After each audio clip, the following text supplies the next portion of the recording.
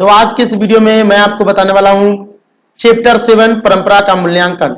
इसका लेखक परिचय जैसा कि आप यहाँ स्क्रीन पर देख रहे हैं, गोदलू का पाठ 7 परंपरा का मूल्यांकन है। इस वीडियो में मैं आपको नोट्स और सभी प्रश्न का उत्तर, इसके व्याकरण पोर्शन भी क्लियर कराऊंगा। तो लेखक का नाम है परंपरा का मूल्यांकन, जो लेखक है उसका नाम है रामविलास शर्मा। इनका जन्म हुआ था 10 अक्टूबर 1912 ईस्वी उन्नाव जिला के ऊंचा गांव सानी में। इनकी मृत्यु जो है 30 मई 2000 ईस्वी को हो गई थी। इन्होंने अंग्रेजी विषय में लखनऊ विश्वविद्यालय से अंग्रेजी विषय में एमए तथा पीएचडी की उपाधि प्राप्त की थी। ठीक है, इन्होंने कुछ समय तक कन्हैयालाल मणिकलाल मुंशी हिंद विद्यापीठ आगरा के निर्देशक पद को भी सुशोभित किया था। इनकी जो कुछ रचनाएं थी वो काफी फेमस है और आपको ऑब्जेक्टिव में पूछता है, उसको आपको देखने की जरूरत है।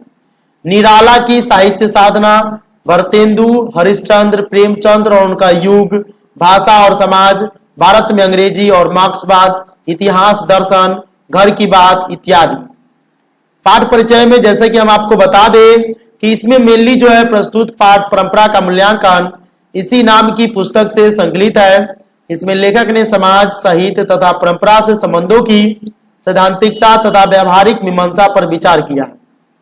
यह निबंध परंपरा के ज्ञान, समझ और मूल्यांकन का विवेक जगाता, साहित्य की सामाजिक विकास में क्रांतिकारी भूमिका को भी स्पष्ट करता चलता। अतः यह निबंध नई पीढ़ी में परंपरा और आधुनिकता के युग को अनुकूल नई समझ विकसित करने में सराहनीय सहयोग करता है। अब हम पाठ के साथ चलेंगे। क्वेश्चन है, परंपरा का ज्ञान किनके लिए सबसे ज्यादा आवश्यक है और क्यों? तो देखिए, जो लोग साहित्य में युग परिवर्तन करना चाहते हैं, क्रांतिकारी साहित्य रचना चाहते हैं, उनके लिए साहित्य का परंपरा का ज्ञान आवश्यक है, क्योंकि साहित्य की परंपरा से प्रगतिशील आलोचना का ज्ञान होता है, जिससे साहित्य की धारा को मोड़कर नए प्रगतिशील साहित्य का निर्माण किया जा सकता है। परंपरा के मूल्यांकन में साहित्य के वर्गीय आधार का विवेक लेखक क्यों महत्वपूर्ण मानता है?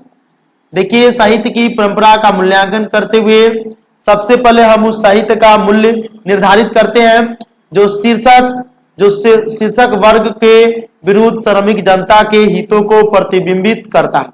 इसके साथ हम उस साहित्य पर ध्यान देते हैं जिसकी रचना का आधार शोषित जनता श्रम और यह देखने का प्रयत्न करते हैं कि वह वर्तमान काल में जनता के लिए कहां तक उपयोगी है और उसका उपयोग किस तरह हो सकता है।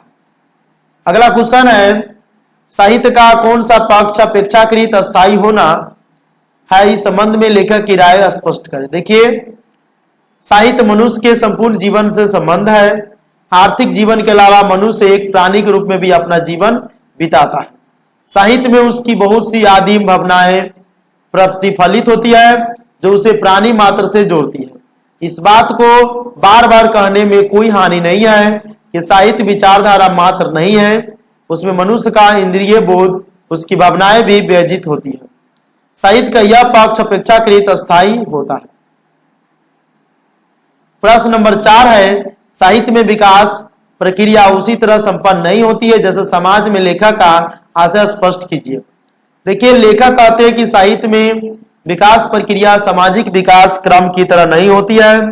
सामाजिक विकास क्रम में पूंजीवादी सभ्यता और समाजवादी सभ्यता में तुलना किया जा सकता है और एक दूसरे को सर्वश्रेष्ठ एवं अधिक प्रगतिशील कहा जा सकता है, लेकिन साहित्य के विकास में इस तरह की बात नहीं है।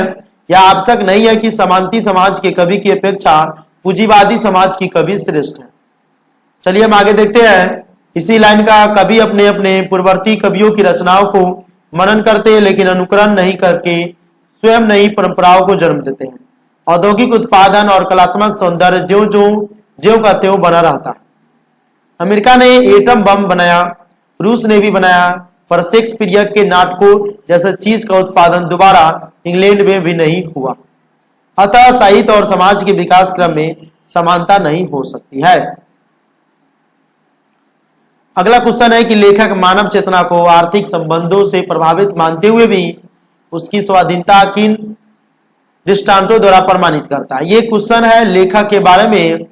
लेखक के अनुसार आर्थिक संबंधों से प्रभावित होना एक बात है, उनके द्वारा चेतना का निर्धारित होना और बात है परिस्थिति और मनुष्य दोनों का संबंध द्वंद्वात्मक है। यही कारण है कि साहित्य सापेक्ष रूप में स्वाधीन होता। अमेरिका और एथेंस दोनों में गुलामी थी, किंतु एथेंस की सभ्यता से यूरोप प्रभावित हुआ और गुलामों के अमेरिकी मालिकों ने मानव संस्कृति को कुछ भी नहीं दिया। समांतवाद दुनिया भर में कायम रहा, पर इस समांती दुनिया में महान कविता के दो ही केंद्र थे, भारत और ईरान। पूंजीवादी विकास यूरोप के तमाम देशों में हुआ, पर राफेल, लियोनार्दो दा विंची और माइकल एंजेलो इटली की देन है। इन दृष्टांतों के माध्यम से कहा गया है कि सामाजिक परिस्थितियों में कला का विकास संभव होता है। साथ यह भी देखा जाता है कि समान सामाजिक परिस्थितियां होने पर भी कला का समान विकास नहीं होता। अगला देखिए, साहित्य के निर्माण प्रतिभा की भूमिका स्वीकार करते हुए लेखक किन खतरों का आगाह करते हैं। लेखक साहित्य के निर्माण में प्रतिभाशाली मनुष्यों की भूमिका निर्णायक मानते हैं, लेकिन उन्हें इस संबंध में सावधान किया है कि मनुष्य जो करते हैं वह अच्छा का होता है, वह आवश्यक नहीं है।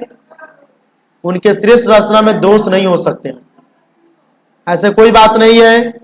इनके कृत्य को दोष मुक्त मान लेना साहित्य के विकास में खतरनाक सिद्ध हो सकता है। प्रतिभाशाली मनुष्य की अद्वितीय उपलब्धियों के बाद कुछ नया और उल्लेखनीय करने की गुंजाइश बनी रहती है।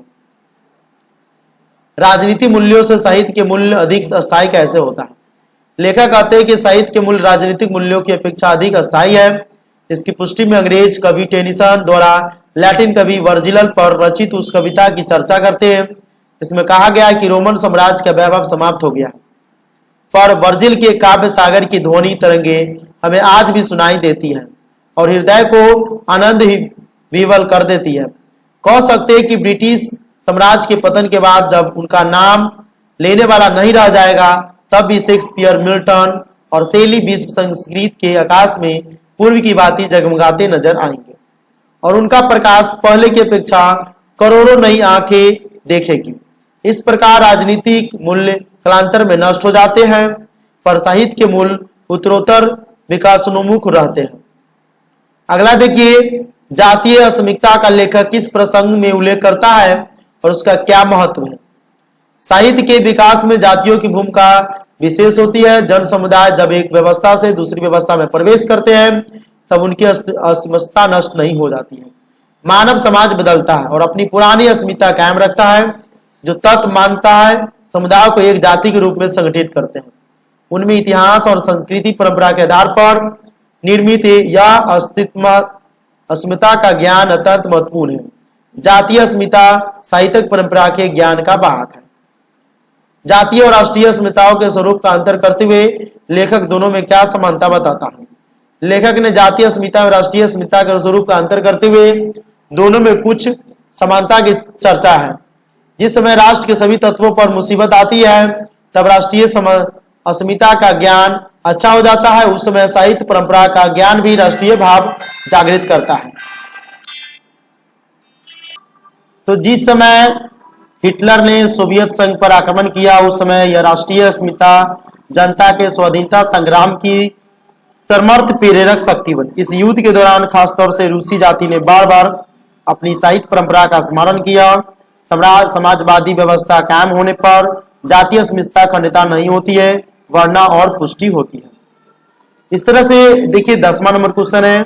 11वां नंबर क्वेश्चन है, इसका पीडीएफ मैं इस वीडियो के डिस्क्रिप्शन में दे दूंगा। आप वहां से सारे के सारे मतलब क्वेश्चन है उसको कवर कर लीजिएगा। इसमें जितने भी चैप्टर के क्वेश्चन है सबको मैं बता दिया हूं। आपको पीडीएफ मिल जाएगा, व्याख्या करे सारे के सारे क्वेश्चन, जैसे प्रश्न एक, जैसे ये क्वेश्चन सब है, जैसे कि आपको वो दूसरा क्वेश्चन, तीसरा क्वेश्चन देख लीजिए। सारे के सारे क्वेश्चन इस वीडियो में हम रख दिए हैं। वैसे मेरा गला बज रहा है, नहीं तो मैं पूरा रिकॉर्ड कर देता। तो आज के लिए इतना ही, फिर मिलते हैं अगले वीडियो में अगले सब्जेक्ट अगले टॉपिक के साथ। जय हिंद, जय भारत।